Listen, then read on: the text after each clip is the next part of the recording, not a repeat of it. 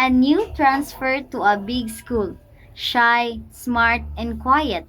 She's used to being alone but secretly wishes to have a friend.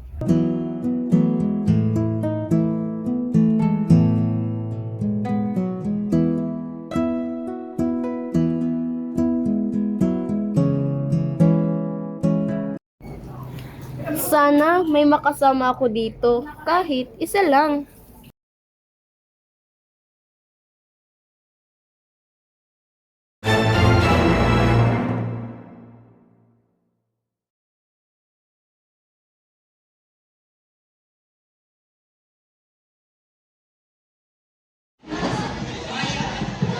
Uy, ikaw yung bagong student, di ba? Meron tayo ng cellphone. Talaga, salamat ha. Si Trina, kilala bilang palakaibigan, pero may pagkasuwail. Sa una, masaya si Ella, may kasama na siya. Unti-unti, nag-iba si Ella.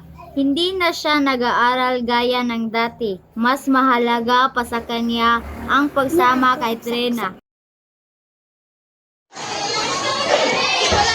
Sagutan mo na natin. Okay na, okay. Bahala, sagutin mo na natin yan mamaya. Mamaya ha, punta tayo sa bagong milk tea shop. Bahala na. Ella, you used to be our top student. What happened? Sorry, sir.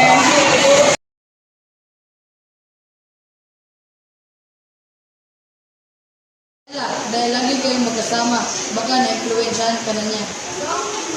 Huwag kang mag-alala. Ibigyan kita ng isa pang pagkakataon para makapasok sa top list.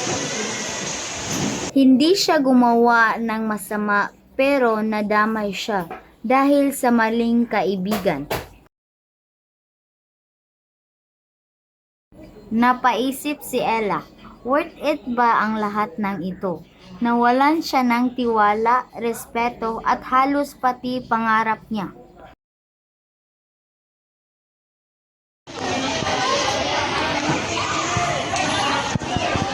Magaling, Ella. Nakakuha ka na naman ng mataas sa exam.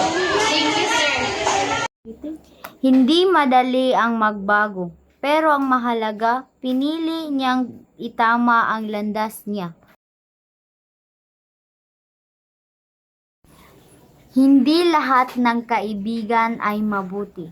Piliin ang mga taong magtutulak sa iyong maging mas mabuting tao, hindi yung sisira sa iyo.